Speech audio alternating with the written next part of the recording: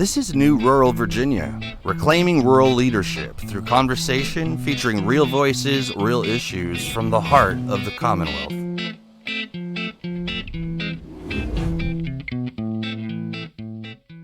Welcome back, everyone, to a special edition of New Rural Virginia podcast. I'm Parson Brown. And I'm Larry Wohlers, and we're your podcast hosts. Parson, today we're trying out something new.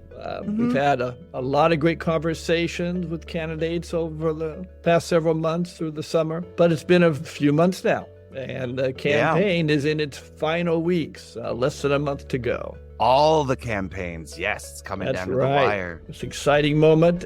So we thought we should go back and check in with some of those candidates, kind of get a quick update, on what they've been doing, how the campaign's going, and what are the really key issues that they're finding voters care about. Yeah, totally. And so in this final stretch, we're really excited about checking in with our friend Donna Littlepage today. She's our candidate in HD 40, which is much of Roanoke County and Salem. And the last time we talked with Donna, that was August 13th. So it's been roughly 2 months, and we are excited to hear what she's been doing and what she's been hearing from her voters since the last time we had a chance to have a conversation. Donna, welcome back. It's so nice to hear from you. Thank you for having me back. So, Donna, back in August, we talked a lot about the state and the future of rural health care, which made a lot of sense because you are probably one of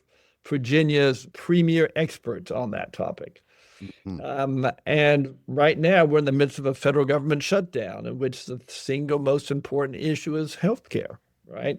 Specifically, the reality that millions of people who get their insurance under the Affordable Care Act, they're going to see their monthly premiums skyrocket in the next couple months. In fact, one nonprofit says that those premiums for a family of four will increase by at least $3,000 a year. And that's a heck of a lot of money for people. And yet it seems that the Republicans in Congress, at least, are just fine with that. So is that a big topic when you talk to voters? Yes, it is, both for Medicaid, which is a little separate from what's going on with the ACA, but also the ACA as well. And people are kind of like, well, what can Virginia do? And if the federal government does nothing, Virginia would have to try to backfill those premium subsidies in some fashion. And I think Cardinal News said it would cost $234 million a year to backfill those subsidies. And it's unfortunate that we had to close down the government to get people to talk to each other about what can we do. That's right. Because I think it's really important that both sides talk to each other, because I think there is a possibility for what I would call a negotiated settlement, i.e. a compromise. There's too much today, including what happened with the budget bill, of it's an all or none. It was like all the 2017 tax credits had to stay in place. Otherwise, it's this huge tax increase on the middle class. But they didn't all have to stay in place. You could have picked a section of them to remain in place and protect the middle class and allow higher income Americans to pay more to bring down the debt. Yes. That would have been something that I'm sure everybody could have gotten behind, because it's a great message to have. But nobody's ever willing to talk about compromising. It's just like it's an all or none. And I think that's kind of where we are right now. It's this all or none. And that's one of the things that somebody asked me in a meet and greet I was having, well, what can we do? And I said, the best thing I think we can do is for all Democrats and Republicans, so regardless of your team, to call your legislators and demand a negotiated settlement and compromise. When we all start demanding the same thing from both sides, maybe we can get them to come to the table, because everybody's losing your voters. Because if you won't work together, we don't support what you're doing. And so that was my only suggestion, at least from a federal government side, of something that they could do. Right. Well, that's something that you talked about before when you were here. You emphasized the importance of compromise, and that, plays into your expertise and your background is negotiating and compromising and finding common ground. I wish we had somebody like you. I wish we already had somebody like you in the legislature. And that's why we need somebody like you moving forward in this next election is so crucial to put voices like yours in office. Yeah, and I think it's also been interesting to talk to the folks related to Medicaid, because last night I was with some people and they were talking about how they had used Medicaid related to their elderly parents because they had That's right. outlived their assets. And so they were very worried about whether other people they knew would be as fortunate as they had to have a way to get care for their parents when they no longer had the resources. And then a week or so ago, I met a lady whose grown son has an undiagnosed illness, and he Oh, really wow. can't work. And this has been going on for, I don't know, maybe a year, she said. And so he's been on Medicaid because he can't work, or what little he does doesn't get him above the threshold for Medicaid. And she's really worried for him that he will become ineligible because he can't work, yet he's not on disability. So what happens to those people who are likely to fall through the cracks? And she's like, Right. and Yeah. I wanted to learn from her. It's like, what exactly is your issue? So I know the nuance if I get elected or when I get elected, the nuances of what we need to be looking for those people who are doing all they can, but Yes. need help in this moment, that proverbial hand up, not a handout. And so I've been able to talk to numerous people about their specific concerns related to Medicaid. And none of those have been trying, I don't want to work, I'm lazy, I just need money. It's never been that. It has been very unique circumstances where they truly need help. And healthcare should be a right, not a privilege. And so Absolutely. I've learned a lot from voters. Yeah. Well, because you're out there listening, you really are. Beyond healthcare, everyone is really worried about the cost of living. The price of just about everything keeps going up with no end in sight, and added pressure now that we are facing in the midst of this shutdown. Is that also a big topic with your voters, cost of living? It is. And utility rates are a big one. And there's a lot of conversation about utility rates being impacted by data centers in Virginia. So about needing to deal with that. There is talk about the cost of housing and how do we create more affordable housing. There's conversations about grocery prices, and even the issue that the small family farmers, and I'm sure Joy Powers and others have talked to you about this. Yes, that's right. The small family farmers are not the ones who are getting the bailout and the money. It's big ag, and it's like, okay, so food that's close to us, so it costs less to get to us, is having trouble surviving, and so they're just driving up prices because we're not being able to help local farmers. And so I think there's a lot of opportunity, much of it at the federal level, unfortunately, because I think part of the rising cost is uncertainty. Uncertainty tends to raise prices, and our current administration seems to enjoy creating uncertainty in the markets. Prices and anxiety, right? Yeah.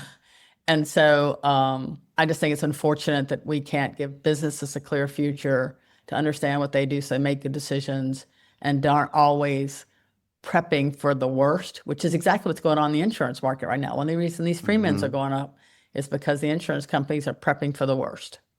And Absolutely. and all of us get to pay for it. And the sad part about that is a lot of times when companies see that's what the market will bear, they just leave the prices there. So even if the uncertainty goes away, price doesn't necessarily come down and profits go up. And I think it's really unfortunate that we are creating this environment to actually assist that in happening. So Yeah, uncertainty always works in favor of the big boys, right? So you're running in a district where people have been, voting for Republicans for a long time, but it's also clear that voters are kind of upset this year and certainly worried, and they don't feel the system has been working for them, and they're willing to maybe stop and think again and not just check the box. Are you sensing a momentum change? we are. We think this district is very winnable. And part of that, because when I go out and talk to people, what I say resonates with them. I'm a centrist. I want to work with the other side. I want us to get things done. I don't feel, as I've told them, I'm an introvert. I don't feel the need to be in front of a camera talking about stuff. Yeah, I would much prefer being in a back room doing the stuff.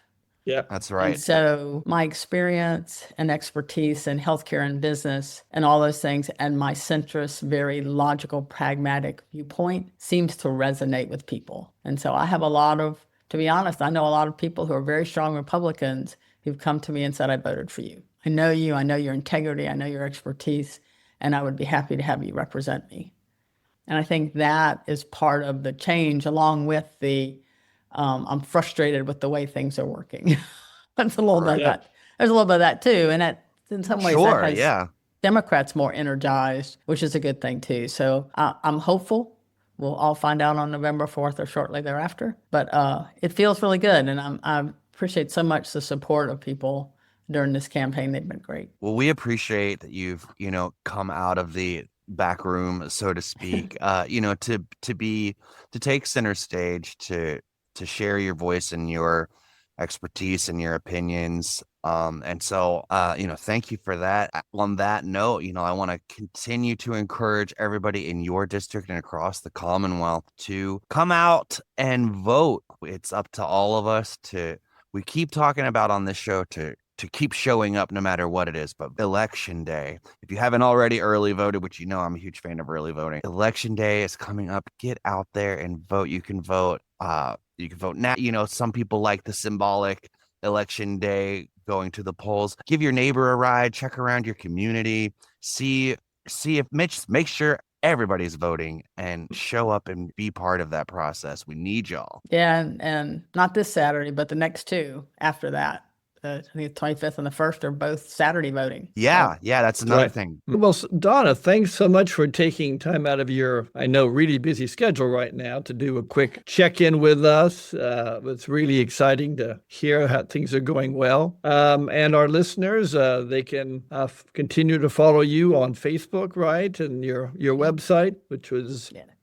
r- Little remind- page for va.com.